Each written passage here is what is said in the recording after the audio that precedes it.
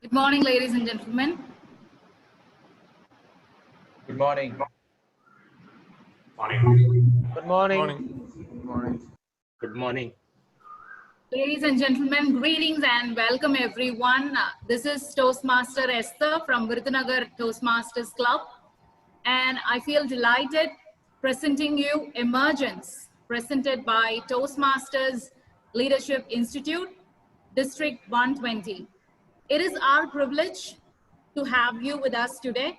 On behalf of Toastmasters Leadership Institute, I would like to extend a very warm welcome to all of you. We appreciate you taking your time off your busy schedules to join us today. We hope you will find the program that we have lined up for you to be fruitful and engaging. Just a little housekeeping before we get started. Kindly mute your audio, and if you have anything to tell us, type it in the chat box in the control panel. And now I would like to invite distinguished Toastmaster Lloyd, Toastmasters Leadership Institute Chair, to come forward and welcome the gathering. Over to you, sir. Thank you, Toastmaster Esther. Good morning, everyone. We are delighted to see so many people coming on Sunday for a training. As it is a famous quote says, without training, they lacked knowledge. Without knowledge, they lack confidence. And without confidence, they lack victory. Toastmasters Leadership Institute of District 120, we are determined to give the best trainings to all the members so that we can play a little bit of contribution in your victory in this Toastmaster year. So as the contest season is around, we wanted to do the emergence and we were looking for the best speakers. So as a TLI team, we have gone through so many profiles, and Toastmaster Selva helped us to get the two best people. When I heard them last time, some time back, I was mesmerized by these two speakers. I hope you're gonna enjoy today's session and you will be equipped with all the armory that you require to win your contest. Thank you so much once again for joining on this Sunday morning. Hope to see you all for the next upcoming sessions as well. So with this, I give the control back to Toastmaster Esther. Thank you, Toastmaster Lloyd, DTM Lloyd. And moving right along, it is now my pleasure to introduce our guest speaker. He is a classy combination of a professional speaker, public speaking coach, and a storyteller with over 14 years of experience in public speaking and over 13 years of experience with corporates like JLL, ICICI Bank, and Cushman and Wakefield. To add feathers to his cap, he has established Academy of Public Speaking to coach, train, and empower professionals, entrepreneurs, and aspirational speakers on the art of storytelling and presentation skills. In the Toastmaster fraternity, he is the district champion and multiple-time winner in numerous contests held over in years. Also, he co-founded Banjara Toastmasters to mentor and develop numerous speakers and leaders across India, which has CEOs, CFOs, and directors of established organizations as his mentees. In addition, he has successfully established himself as a show host and moderator and has been covered by print media houses with Cushman and Wakefield, Land and Capital Markets. Ladies and gentlemen, we are happy presenting you the man who yearns to make the larger impact on the society, Toastmaster Girish Mohan. Over to you, sir. Welcome, sir. Thank you, Esther. Am I audible, guys? Yes. Okay, now This is unique. It's great being back in Chennai, District 120. I think I began my journey way back when it was District 82, and I've been back to Chennai multiple times to conduct sessions. And this is the first time we're doing a live online session, right? And online sessions have its own charm and its own limitations. So I'd like to have the whole group active. So every time you're going to have an interaction, one thing is, yes, do keep yourself on mute. Second thing is, keep your chat boxes active so that, you know, every time I ask for a response, I do get a response from you. Are we clear? Can we have a thumbs up on the chat box? I see only one. Yep. A few more that are coming in. Okay, let me try to elongate the screen. I can see only a few. Super. Chennai, are you excited? Are you ready? Yes. Are you ready out there? Sure. Am I audible? Am I clear? Am I visible? Okay, super. So I think we have about 45 minutes to unravel the art of evaluation, and then we've got about half an hour to take questions. Am I right, Esther? That's how it is? Yeah. Okay, let's get going then. Cool. How I'm going to get going is I'm going to start off with two primary questions, following which we are going to deal with how to break down a speech and evaluate it. Are we good? Yeah. Okay. Fundamentally, I think many of them have been in Toastmasters for a very, very, very long time, but yet it's sometimes important to lay the basics right before we get into the detailing, right? So I have a very fundamental question, and I'm going to give you two options. You're going to tell me which of them is right. Okay. So when you hear the word evaluation, what does it mean? I repeat, when you hear the word evaluation, what does it mean? Does it mean giving advice? How many of you all say yes? You can type 1 in the chat box. Do you think it's giving advice? 1, no, 1. 1, no, 1. No, 1. No. Okay. I think the no's, then there are feedbacks. There is suggestion in the box. No, it's about giving constructive feedback. Okay. The second option, do you think evaluation is, giving your expert opinion? How many of you think it's expert opinion? You can type 2. 2. How many of you all 2? Keep typing 2 in your box. No, yes, 2. No, 2. I think we have a divided house here. You all have to make up your mind whichever it's like. I think the no's are increasing, the 2's are coming in. Anyway, good fun. Okay, how many of you all think evaluation is about sandwich approach? Early morning, Sunday morning sandwiches? Yes, you can write 3. How many of you all think it's 3? Yes. 3's are flowing in. Somebody says not at all, but the 3's are like flowing. No, a couple of no's and then 3's. So I hope all the people who are writing no, it's not the same person who's writing no for everything.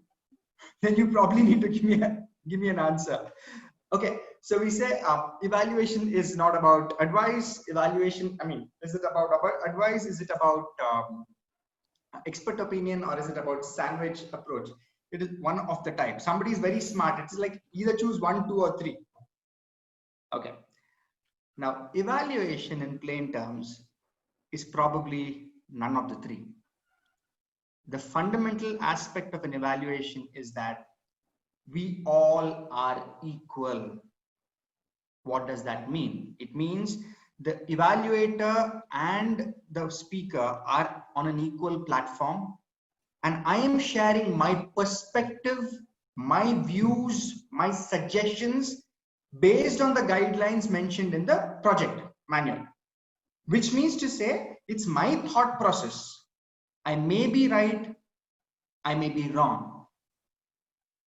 It is purely a perspective, which means to say that an evaluator doesn't necessarily need to be superior than a speaker. More often than not, we have evaluators who think that they're there to give advice to the speaker. They think they're there to, give them constructive feedback and tell them, oh, I think you can. The evaluator tries to do a top-down approach. But in reality, it's about 2 equals giving feedback to the other. Which means to say, every time you are writing an evaluation, the words used in evaluation need to be neutral words. Clear? Can I have something called clear there in the box? If it's not clear, tell me it's not clear. I'll take the questions. The questions can go to the moderator. I will take all the questions towards the end. I won't take it now because it will become a problem. Which means to say, when I'm delivering an evaluation, it is my opinion, it is my feedback. If I may offer a few suggestions, these are the terminologies we use. We never go and say, oh, this speech didn't lack structure. You may not be right. Or this speech didn't have body language. We often try to look down and speak to a speaker, the language we use. But every time we drive an evaluation, it's about, I personally feel this could have changed. You know, I believe if you have added a few more values, if I may offer a few suggestions, these are the terms used. And therefore, it's important you maintain neutrality while delivering an evaluation. Are we clear? Can I have a thumbs up, guys? I see one thumb up there. Okay, I have limited screen space here, but in the chat box, you can drop me a thumbs up. Okay, so we are clear when we say evaluation. Evaluation means you are delivering a feedback to a neutral person, to a person who's of your same caliber. You are sharing your feedback, you're sharing an opinion. You may be right, you may be wrong. In fact, the role of a general evaluator is to correct the evaluator if he's going wrong, right? So therefore, every time you write an evaluation, be certain that you use neutral words. Yep. Okay, great. Now let's go to the second question. The second question is, now we all know that, how many of you all believe that evaluation is an art of helping the speaker alone? If you think it yes, then type yes in the chat box. No, no, no. If it's no, then what? Okay, how many of you all believe an evaluation actually helps the evaluator? Yes? Now, unfortunately, this is not a live program for me to go and ask why it's yes.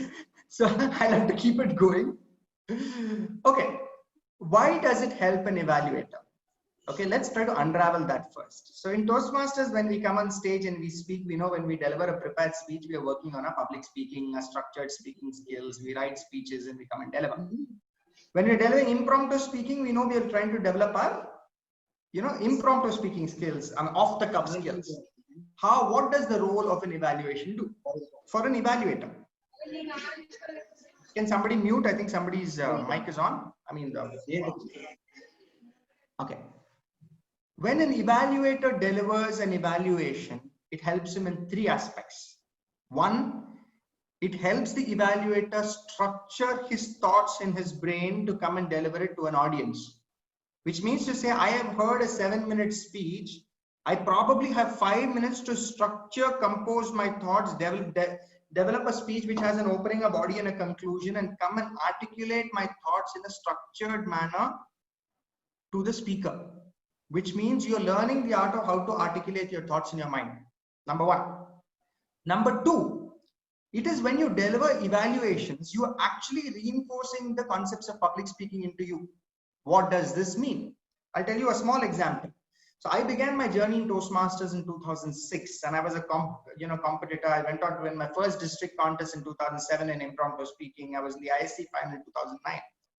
But it was when I started Banjara Toastmasters in 2010 and I started giving evaluations, I started reflecting on my own speeches. I started realizing, I think I used to do these similar mistakes. I think, these are things I went wrong. And that time I was not emotional about my speeches, right? So I got to learn a lot from giving evaluations to others. You are actually reinforcing your public speaking skills when you're delivering an evaluation. Clear? Can I have a clear on the chat box? Only two clears. There are quite a few. I just love the clears keep coming up. Yeah, great.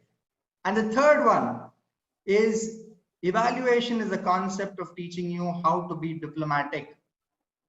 What does that mean? It means that as an evaluator, my job is to tell you things in a manner that you feel, oh, wow, he's given me something that I can work on. It's not something that makes me feel, oh, this guy's been very personal to me. which means you're not going to ruffle the ego of another person while giving him an evaluation. Which is why they always tell you use the sandwich approach, wherein you tell positives, areas of improvement, and positives. Now, many abuse it because they tell all the positives, then they come back and tell all the negatives in such a way that it washes away the positives, and they again come and praise the speaker. So they swing from one to the other. But the actual art of an evaluation, and as leaders in organizations, if there are a lot of professionals on this space, and evaluation is a way of giving feedback not just to a speaker, but is also to give feedback at work, give feedback to your juniors, to your peers, in a manner that they learn from you. Because evaluation teaches you to be constructive while not hurting a person's ego. Yep. Can I have one in the box if we are clear? Let the ones keep flowing. I'm going to make you guys type a lot today. Otherwise, I wouldn't know if you're sleeping or awake. It's like a Sunday morning and 10 o'clock and you're doing a session here, right? So many are probably just off their bed, need to keep you guys going. Great. So are we clear on this? Fantastic. So very clear on two concepts. Let's keep this very clear. One is that evaluation is about driving, feedback to neutrals. You're only giving a perspective, a suggestion, a view. You are not advising or giving expert opinion. Neither are you an expert. Second thing is how it helps an evaluator. It's not just helping a speaker. Every time you're delivering an evaluation, you are helping yourself. Right? Great. Now let's get going with how to break down a speech, how to structure an evaluation. So what you're going to learn today is just not how to analyze a speech. You're also going to learn, it's like a double whammy. You're going to learn how to write your own speech or go and check your own speeches as well. So what I want you guys to do is take a piece of paper, be ready, right? Draw a line in the center and partition it into two halves. Done? Can I have the dones in the box? Done, done, one done, two done, three done, done, done, are done. Okay, so basically what you're going to do now is on the left side of the sheet, you're going to write all the positives. On the right side of the sheet, you're going to write all the areas of improvement, right? Left or right, that's your choice. Whatever, from my left will be your right will be my left, right? But one side you're going to write the positives, the other side you're going to write areas of improvement. And now we will start to break down a given speech. Assume a speaker is delivering a 7-minute speech before you, right? What is the first thing an MC does? An MC announces and says, speech title, speaker name. Speech title, shoes that don't fit. Dirish Mohan. Dirish Mohan, shoes that don't fit. The first point that goes on my paper, what is the speech title? How interesting is the speech title? Does it draw me into the speech? As an evaluator, very important, we often just forget to look at what the speech title is. Ideally, when you guys are writing a speech title, keep the speech title interesting to keep your audience hooked, which means to say that I'm going to come and write a speech or deliver a speech which is titled like My Morning Walk. Now my whole speech is already out there. No one is going to come and know he's going to come and speak about his morning walk. But if I'm going to title my speech 6 a.m. Now people will be a little curious to know what is 6 a.m., right? 6 a.m. can mean multiple things. So always try to drive an attractive title and see if the speaker has even given it an attractive title. Clear? Are we clear? Can I have clear in the box? Yes. Clear, clear, clear, clear, clear, clear, clear, clear, clear. Okay. Now there are 3 different kinds of check that we do to a speech every time we try to evaluate, right? How many of y'all, okay, before I can even get to it, how many of y'all have been a part of the old CC manual, and how many of y'all have never touched the CC manual? If you have not ever worked with the CC manual, just write no in the box, or write never, never, no, no, no, no, never.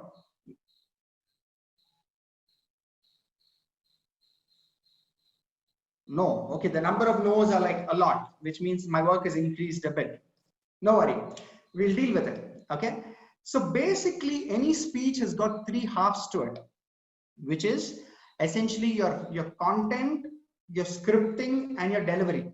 These three things need to come in unison for you to write a speech. And that is something that is universal in nature. We cannot change it. So what we do first is we try to do something called the structure check.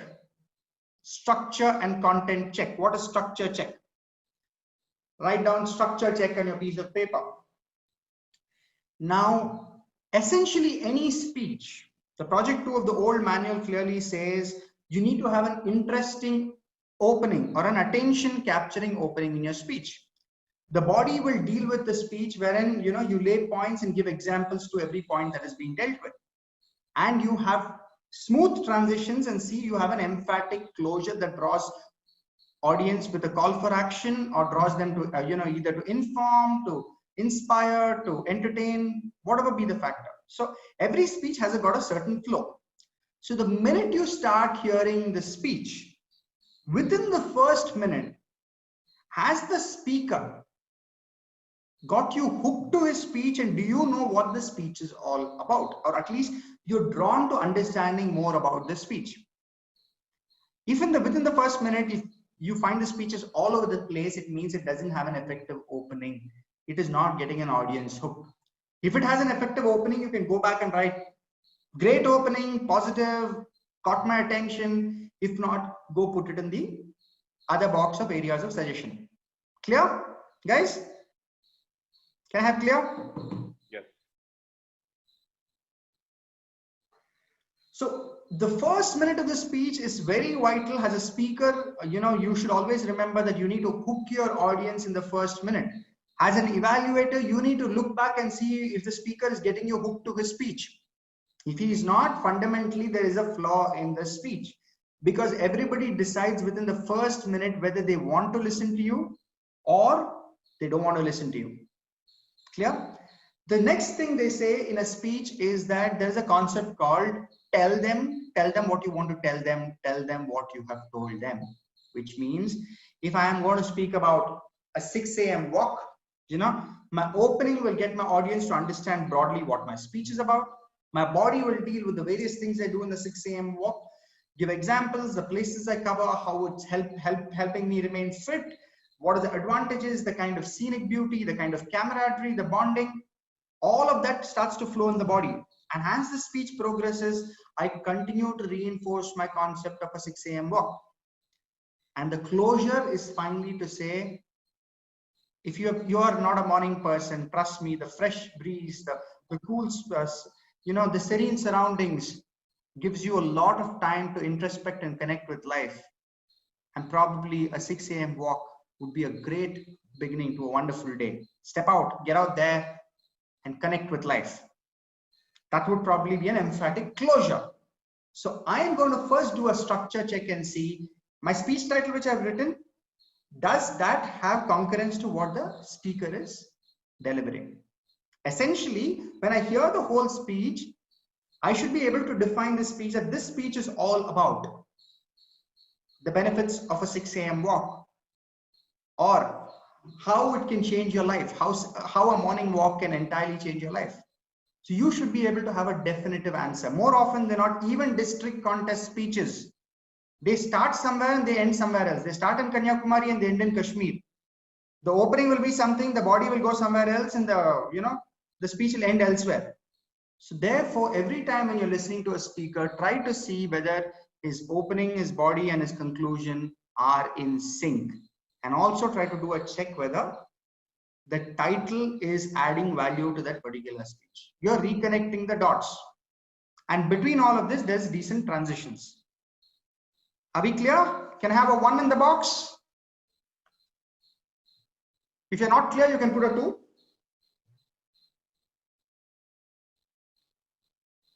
I'm happy there is no 2 because then I have to ask the 2 what it's all about.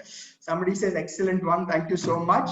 So the first check we do is a structure check. Your positives will come on one side, your areas of improvement will come on the second side, right? Now we move on to the second aspect of what check we do. We do something called a credibility and a value check, Write it down. A credibility and a value check. Now, what is a credibility check? Every time an audience is sitting in the audience, I mean, every time a person is listening to you, subconsciously is asking himself a question. Who is this guy to tell me these things? Who is he to tell me these things for me to listen to him? For example, now I am probably a non-smoker. I come on and say, smoking is injurious to health. You know, it can cause lung cancer, it can cause bronchial disorders, it can cause respiratory issues. And it also impacts people surrounding you because passive smoking is equally injurious to health. All this is available everywhere. Since we are a child, we have learned it. It's there in Google. I don't need you to come and tell me. Am I correct? Yes or no? Type yes, correct. Can I have a correct in the box? Yes, yes, yes, yes, yes, yes. So this is content that is available there, right? I'm going to come and say smoking is injurious to health. You should stop smoking. It is injurious. It'll kill. Every movie you watch in the theater, you'll feel that ad where he's squeezing tar and showing you it's injurious to health. It doesn't stop smokers from smoking, right? But if I was a smoker who stopped smoking and I came back and said, it was 1 year ago when I returned from a trip, a 3-month trip from the US. I was eager to meet my little 3-year-old daughter. And as I walked in, she came rushing towards me to give me a hug. But the very smell of nicotine drew her back. She looked up and said, Papa, you smell of cigarettes, and just walked away. That day I realized that my daughter, whom I cared as much, couldn't take the smell of cigarettes. And what was the point in me smoking? I gave up on it.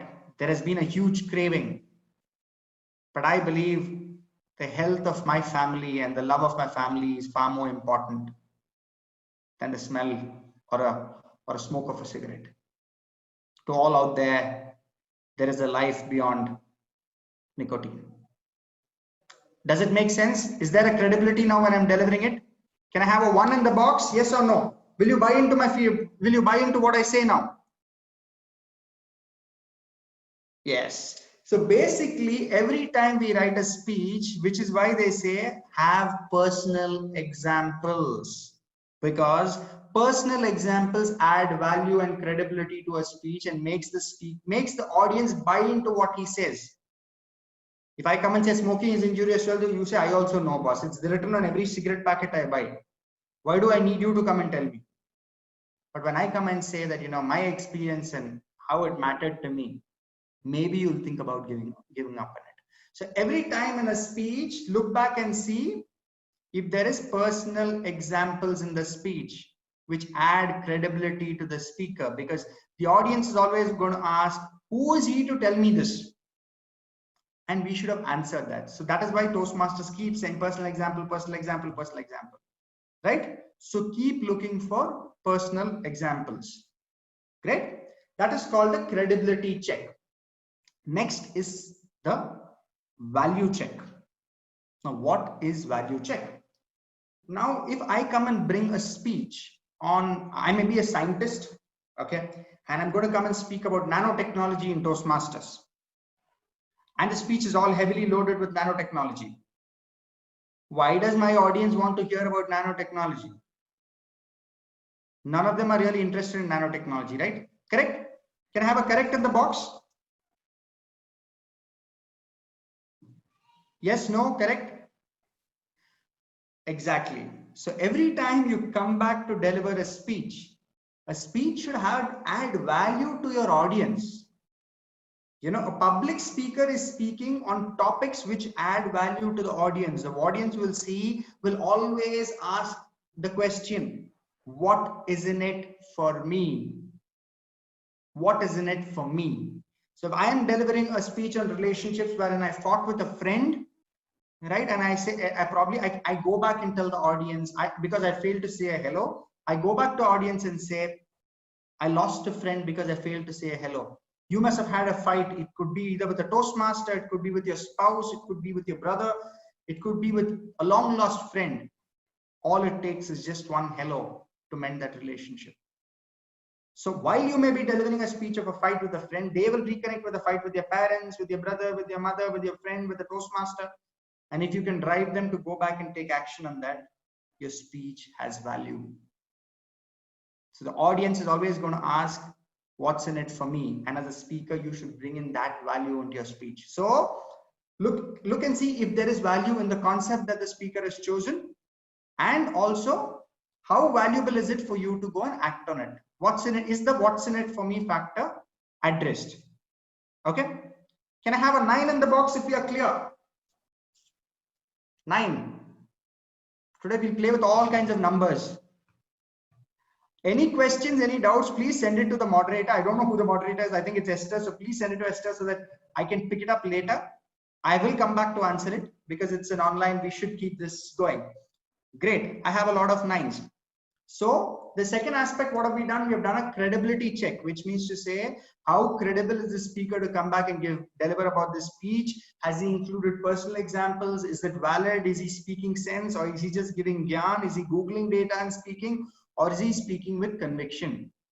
And the next thing is the speech of value? Does it impact my life? Do I connect with that speech? What's in it for me?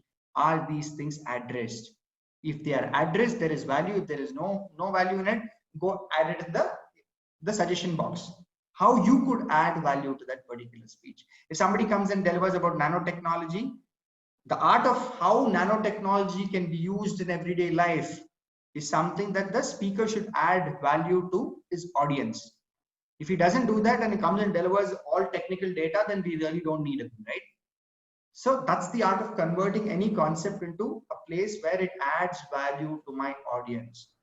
That's your credibility check and your value check. Is it clear? So we finished a structure and content check. Then we finished a credibility and a value check. Can we have 2 in the box if both are clear?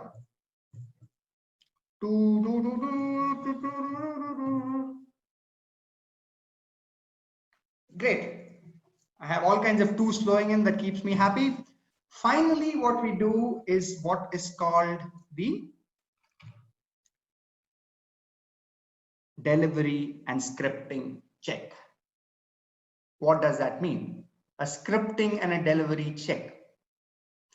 Now, more often what I have seen is in Toastmasters over the last 13 years that I have been, I've seen one common practice. Everybody only focuses on delivery check.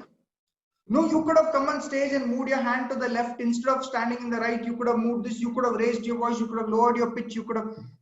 And half of the evaluation or 70% of the evaluation is purely driven by the delivery of that speech. Many of them get into that trap. The one thing you need to remember is a feedback on delivery should only constitute 20 to 25% of your evaluation, because there is so much more to a speech than delivery and voice modulation alone, right? So many of you all just continue, when you're sitting and listening to a speaker, you're so focused on figuring out mistakes in delivery or figuring out good things in delivery and then giving feedback on that. We sometimes get into that rut of only doing that. We forget to understand and analyze a speech in its totality. So what is a scripting and a delivery check? Now, scripting is about converting your content into a form that your audience gets hooked to your speech. Meaning to say, when a speaker is delivering a speech, you're taking him through a journey of your thoughts. Which is why beautiful words, vivid imagery, descriptives, the blue skies, the mountains, the hills, a foggy Monday morning, while the traffic was bustling on the streets and there were people, I just feared as to how much corona would spread. And sometimes all it takes is one little piece of cloth that covers your mouth, not to just keep you shut, but also to prevent a virus from entering your body. This is called scripting, wherein you get your audience hooked to your words. So every time a speaker delivers a speech, in cinema, you have the camera which rolls and shows you Switzerland. But when a speaker is delivering a speech, he has to use his words and body language and gestures to take people to help them imagine Switzerland, right? So you got to see if the speech has been written well. Are there some beautiful words? Are there the right descriptives? Is he on point in the kind of words he's using? Sometimes people just go about writing definitions in their speeches. They don't touch your soul. So see how well the speech has been written. Clear? Can I have a 5 in the box if you're clear? 5, 5, 5, 5, 5, 5, 5, 5. 5, 5, 5, 5, 5. Okay, high five. I like that. I like that improvisation. High five, right? Okay, then comes your so-called body language and voice modulation check, which is your primary sacrosanct check. What do you mean by body language and voice modulation? Now, body language needs to be your gestures, your stance, your eye contact, your expressions should never be over the top. At the same time, what happens in Toastmasters, we keep telling, oh, body language, body language, body language. We try to overdo it. See if the body language is smooth, it adds value. If it is, you know, in the right places it's exaggerated, in the other places it's kept well. And more importantly, there are two characters. It is Ram and Shyam. Your Ram is always on the left side, your Shyam is always on the right side. You can't turn it around. It's like salt in a sambar. In sambar, if salt is there, no one will complain. If there's no salt in sambar or rasam, people will say there is no salt, it doesn't taste well. Which means these are simple basic checks. Ram has to be on the left, Shyam has to be on the right.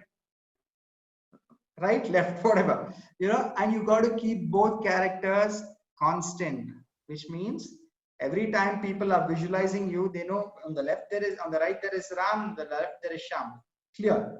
And that needs to be fixated. More often we see people, one side of the stage, they'll deliver one dialogue, and suddenly the characters will swing on the other side. Audience is confused who is delivering the dialogues. So be very consistent while positioning your characters. Use body language which adds value to your speech. Don't let it be over the top. And you'll find many speakers like exaggerate things and many speakers underplay things. It'll give you both positives and area of improvement. Clear? And then it comes with respect to voice modulation, a check on how well the voice is being used. Are there effective pauses?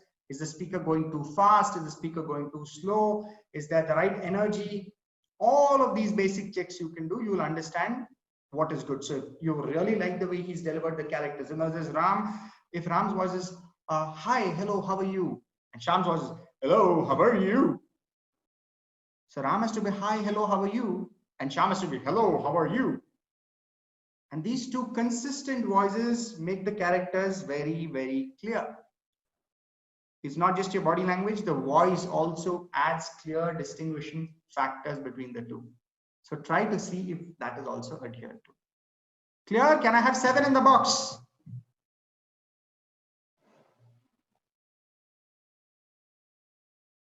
Okay.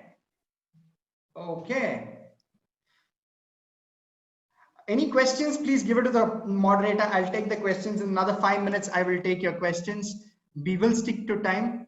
The most important facet of a speech that I try to see when I'm trying to evaluate a speech is there will always be one element in the speech which will stand out, which many speakers will never pick.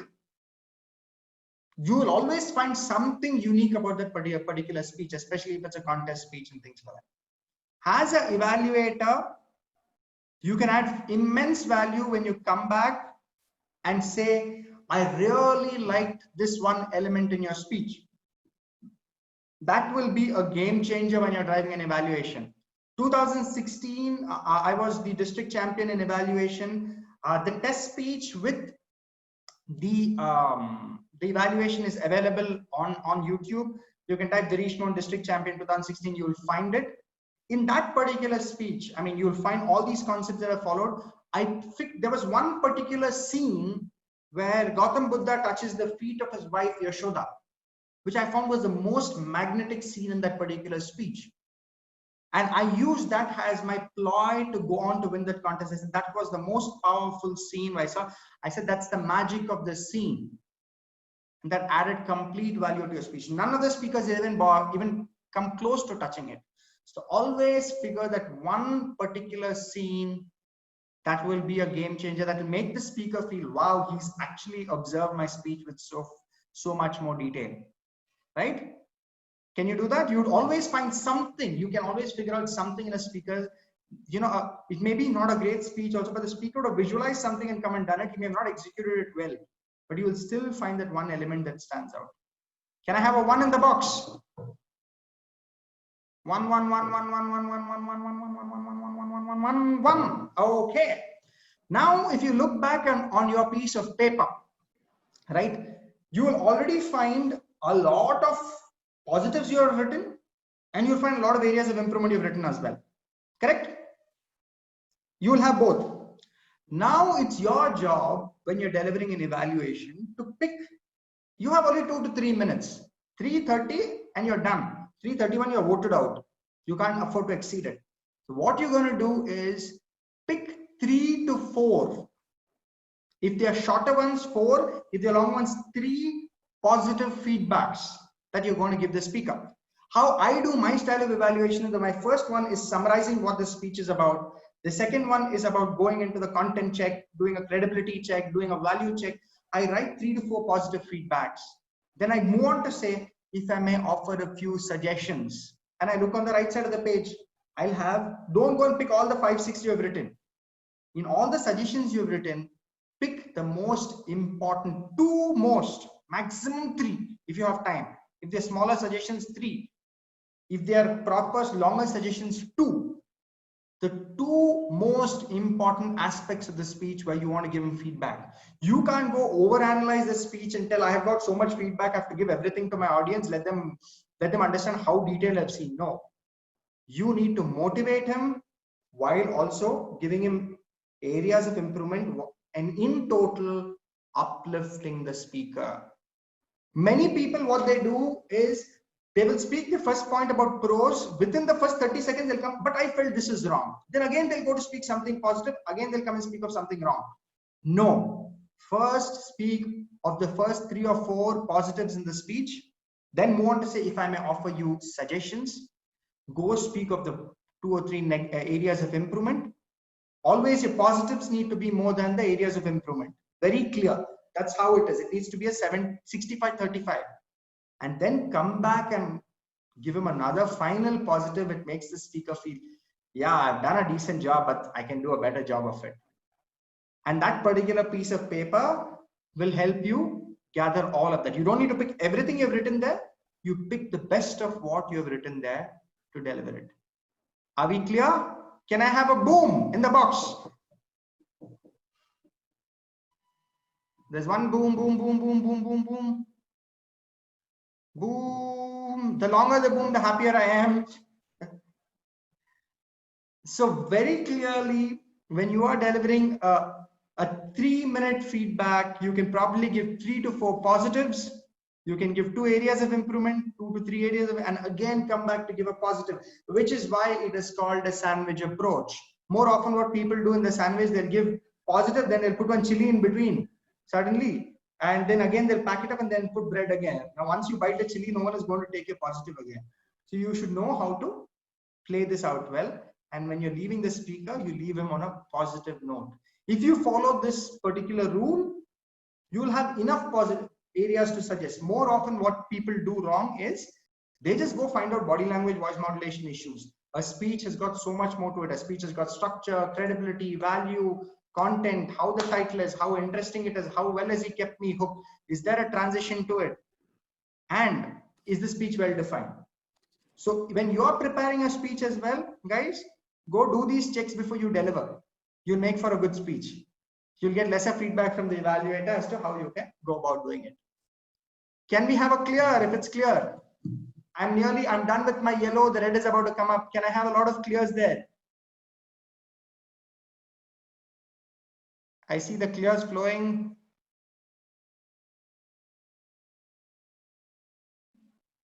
All clear, crystal clear.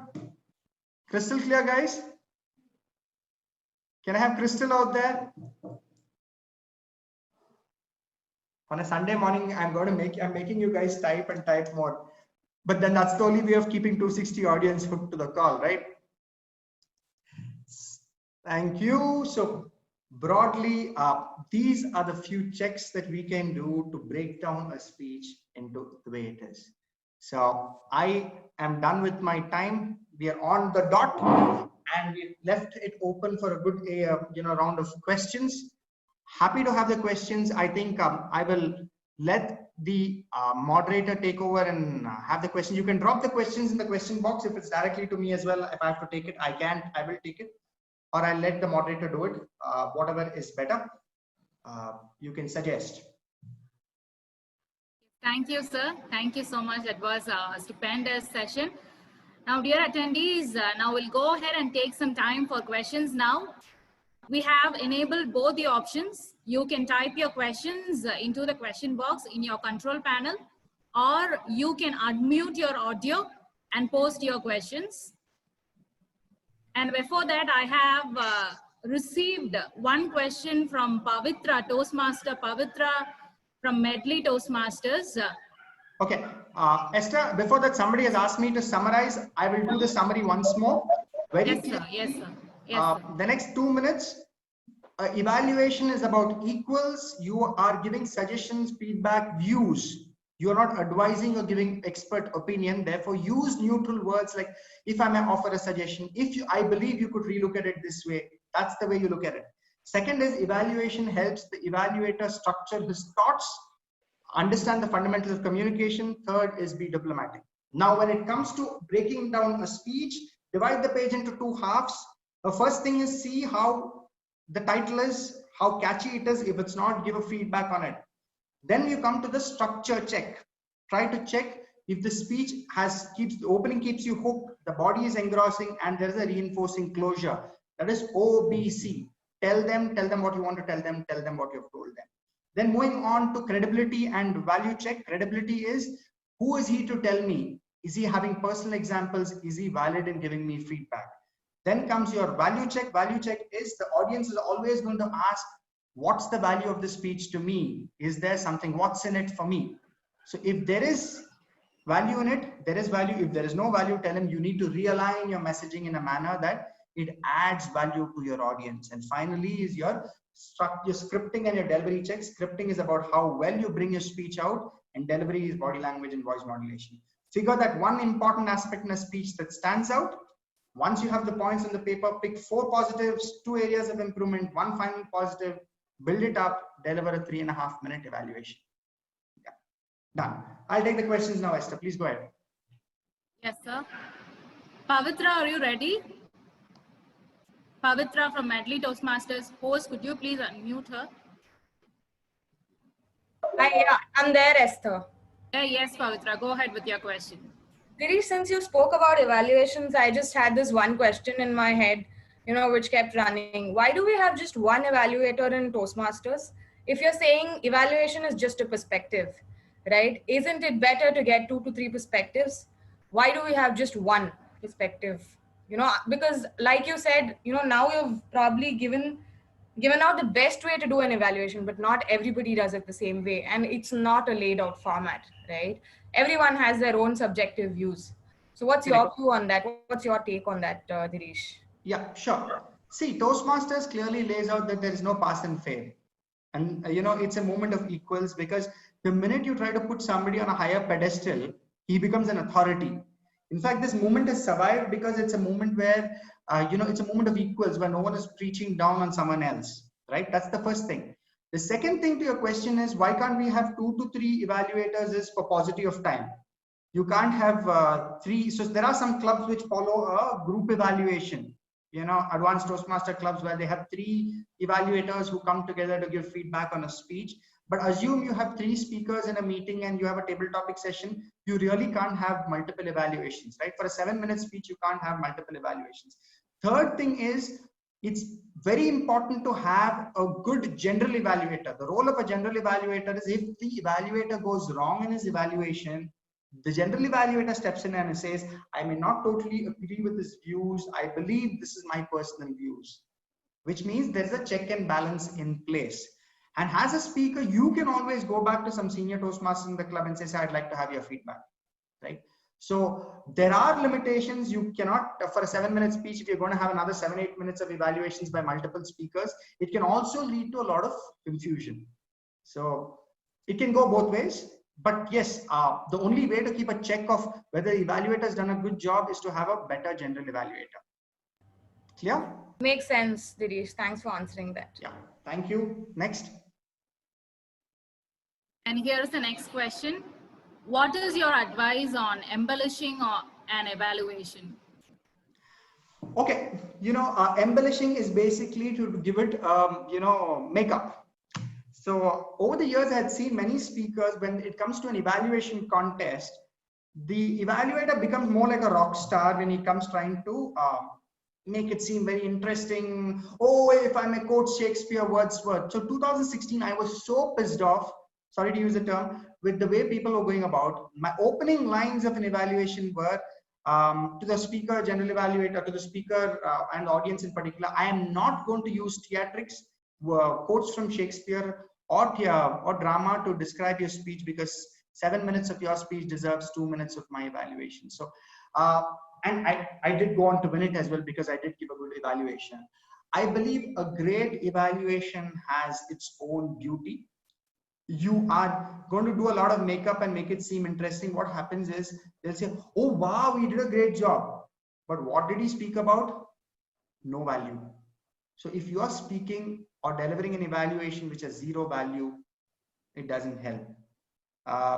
You could, from a contest perspective, add a little color to it by giving a bit of 10-15% makeup, but 80% makeup and 20% content is never going to sell. So try to balance it out well. I hope that answers the question. Thank you, Toastmaster Dinesh. And here is the next question. While giving areas of improvement, what do you suggest to be covered? You need to cover every aspect I've told you. I've divided the page into 2 halves, right? Sometimes the speech may lack structure. Sometimes the speech will not have proper transitions. The speech may have an abrupt ending. The body language may not be right. You will have a lot of opinion, but in that entire list of suggestions, choose the 2 most important suggestions which you think will add great value to the speaker. Don't go about telling everything. Make your choices there. It's not like, oh, body language is more important than speech credibility or speech value. Everything is equally important. But while splitting that page, you will find the 2 most important points that you need to pick and offer suggestions. Maybe 3 if your suggestions are shorter. So there is nothing like ranking that content is more important than structure or credibility or body language. Everything has its equal importance. You just need to pick what is more important in that particular speech. Yeah. Thank you, sir. And here's the next question for you. How to maximize body language during these online meetings? How to maximize body language in your online meetings. As an evaluator, you really can't give body language about stage movement and things like that. The one lesson you need to learn is, learn to use this particular space before you to its own righteous effect. One thing I can tell you is, so this year's contest was a learning for me also. This year's contest, my speech was titled Shoes That Don't Fit, and it is available on YouTube. So I had the opening of my speech was about wearing 1 small shoe and 1 large shoe and walking on the stage. Now on an online speech, I can't walk wearing 2 shoes, right? I still use those 2 shoes to show it. But in the same speech, there was a scene where there's a scene with a packet of potato chips. While delivering it on stage, I never used a potato chips because I can't pull up a potato chips from somewhere. In this particular speech, it's about about me eating a packet of potato chips and somebody comes to hold on to it. But the beauty of an online contest was I had a packet of potato chips placed right beneath my laptop. And as that scene came, I just pulled up the packet of potato chips to show value. So in a normal stage contest, I can't do it. I have to show, artificial imagery there. So what you need to know is that in an online contest, there will be some things that won't work. There'll be some things that will work. You should understand what are the things that will work and use it well. So in this contest, I used my phone and a packet of chips as a prop because those are 2 things that could fit within the screen. The other important tool while delivering body language is your eye contact. how well you look straight into the dot, especially when you're delivering a speech. We all have a habit of looking into the screen, which while delivering a session, I may still look into the screen, but while delivering a speech, I look straight in the dot and say, it is shoes that don't fit that help you understand how difficult it is to be in one. It's now that you understand, you feel that I'm speaking to you. And it's sometimes not easy, but you need to still learn that. I hope that answers it. If you really want to go try watching that speech, you'll get a lot of new ideas as well. Yeah, Esther, next. Dirish, this is Sundar here. Yeah. On Yes. your education session. My question is, you mentioned about the template where you want to divide the white sheet into different aspects. But in the recent times, Toastmasters International has said that people are not supposed to bring the predefined template. So only on the spot they are given a white sheet. So now what is supposed, what are the contestants are supposed to do during an online contest? Do you have any insight?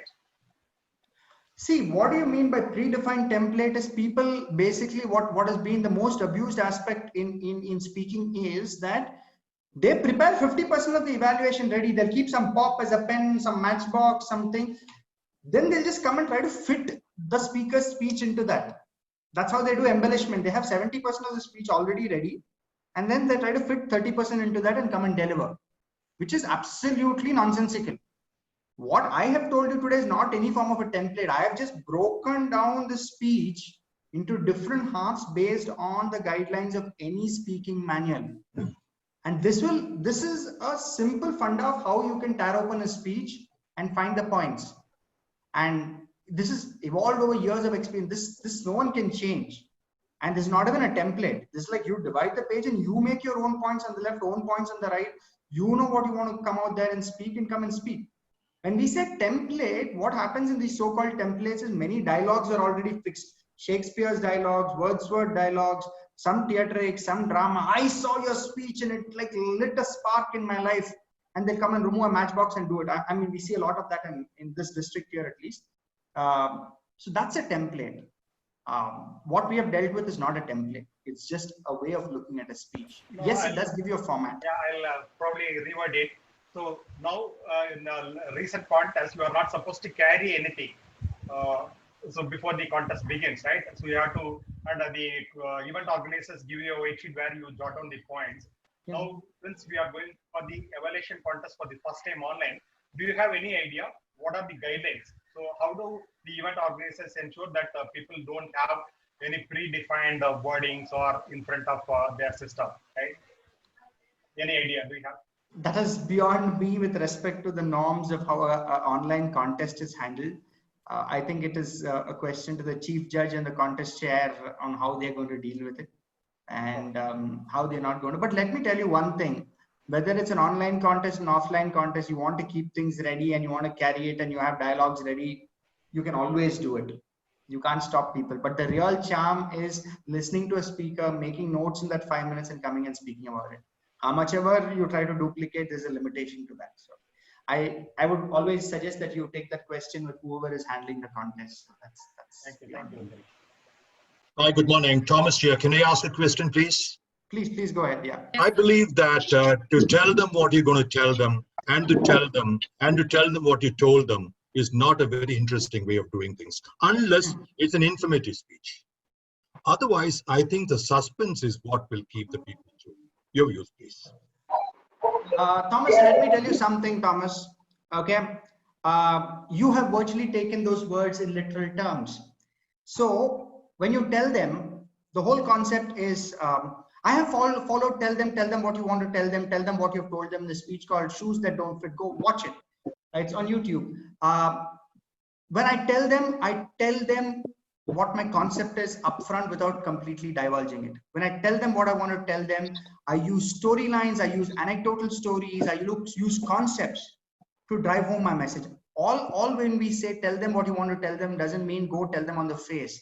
It means keep your audience hooked to the concept of your speech.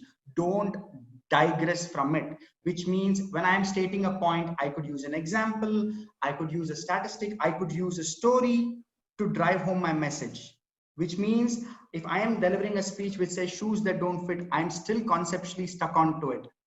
and my speech keeps unraveling with the times. So the entire meaning of tell them what you want to tell them what you've told them is not essentially putting everything out there, but trying to say that you're sticking to your concepts up front. Thank you. Five words. Aaron did it differently. Pardon me? Aaron, last year's winner, Huh. he didn't tell the racial issue initially. He threw a hint. He told a story, and very unexpectedly, his theme came out. Yeah. I love it.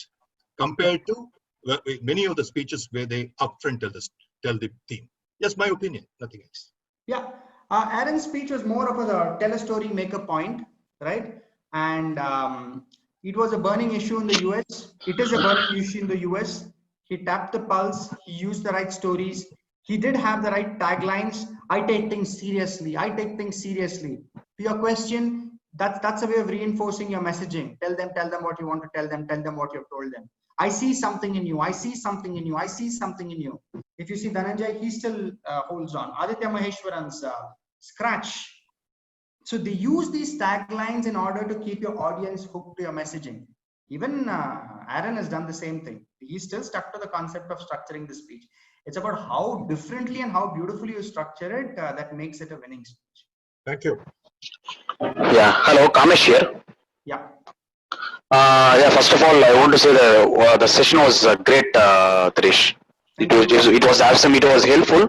The doubt that I want to ask you, like, suppose if there are many instances where I have seen, like, I feel there are more negative points than positive points. Like, we have only just very minute, since they'll be giving an icebreaker speech or any other speech. Sometimes they may miss out. In such case, like, how do you handle? Like, we have to motivate them to come and give the speech. So in such case, how to do it? Yeah, see, basically always remember, very, very valid point picked up. Please evaluate a speaker based on his ability, not based on global standards or standards that you have set.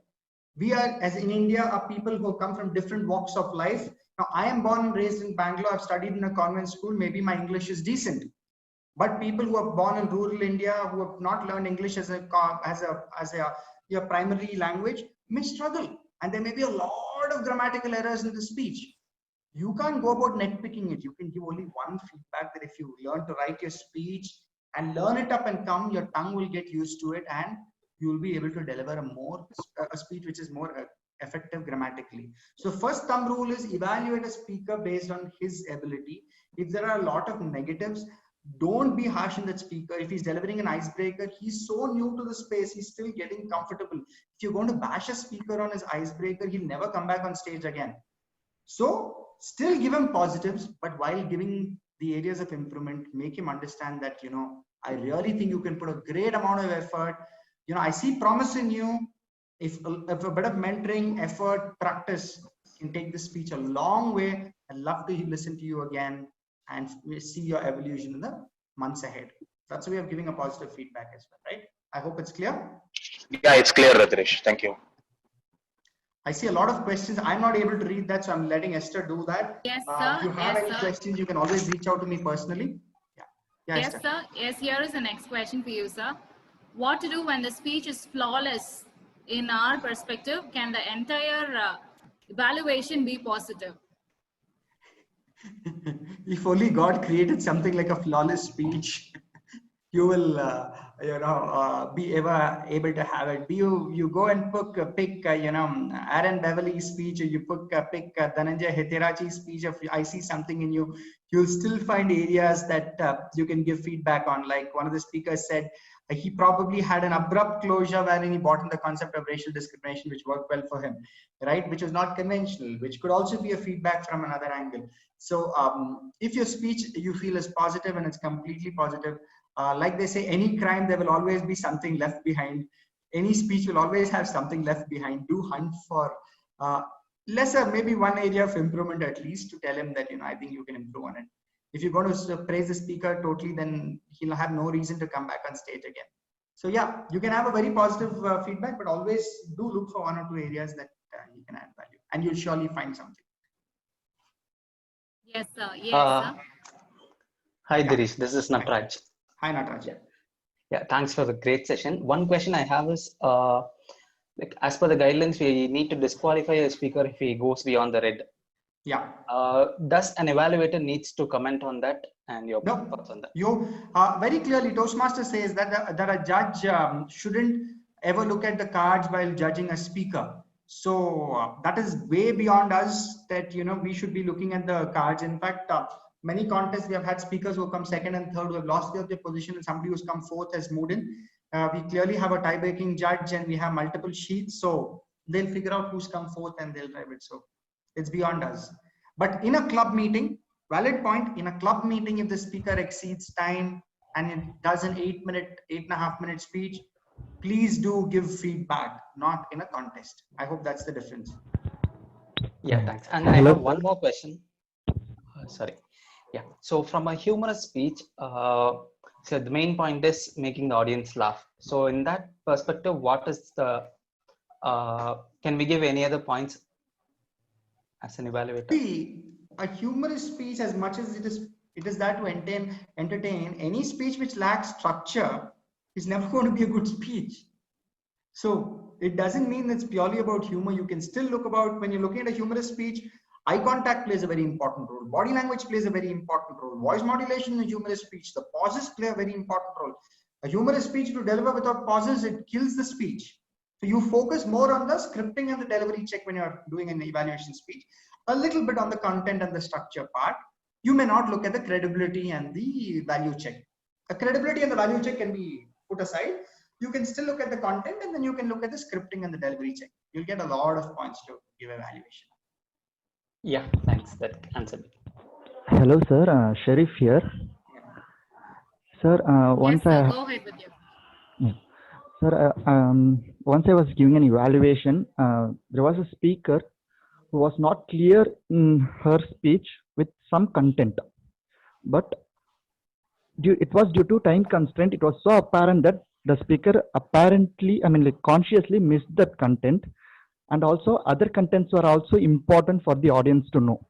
In that case, is it really important to say that the content wasn't clear, or is it fine to leave it off? See, what is a speech? A speech is an art of, if you've written 2,000 words when you're speaking, your job as a speaker is to concise that content into 750 words and bring it on stage. You are given time, you have a mentor, you're sitting and working on it. So if there is an area of lacuna where the content is not right, it's absolutely important to point it out. No one can come back and say, I didn't have time. That's the art of a 7-minute speech. Like, we write speeches which are originally 1,500 words. When I deliver a contest speech with body language and voice modulation, it's a 710, 720 word speech. I spend months together on trying to refine it, wherein I've given my content, I have my stories, I have my body, and I am impactful. That's the art, right? So you can't afford to say I didn't have time. So you have to give feedback if the content is not right. Okay, thank you. Hi, there is. Can I ask you a question? Yeah. There is. This is Prem from AstraZeneca Toastmasters Club. Hi, Prem. Yeah, hi. Is it like when I'm giving an evaluation, I need to be master in it? When I say use voice modulation, even I am working on that. Can I say that? No, because you are your job of an evaluator is to aid the speaker, is not to focus on yourself. You may not be a master. Sachin Tendulkar's coach cannot be Sachin Tendulkar, but he still coaches him, no? Okay, yeah. Thank you. Yeah. Hi, Dirish. Sir, Bhagat here. Hi. Yeah. I really liked your session. So one thing I like, my kind query is, since it's an online-based meeting contest today in this term, so please suggest whether we can sit and give evaluation, or else we have to stand and give evaluation. What's suggestion? Okay. The suggestion, what I would tell is, CC, I'm sitting and doing a session here when I was delivering my contest speech. Again, you can refer to that. I had placed, this is my table at home. On this, I had placed a chair. And I kept my laptop at a point where they could see me. So you stand and deliver. Clearly stand and deliver. So you got to play out with the space, because that's giving dignity to your the evaluator, and you're performing. Evaluation is also some form of a performance. Problem is, many take it more seriously as a performance and play it down, right? So just assume you're standing on stage and delivering. So set up your laptop at a height where you are comfortable and you're looking straight in the monitor and deliver. I would always prefer somebody standing and delivering an evaluation. It adds a lot of value and respect to it. Okay, thank you very much. Hello, sir. This is Mansi Yeah. from Trueno VIT. I can't hear you, a little louder. This is Mansi from Trueno VIT.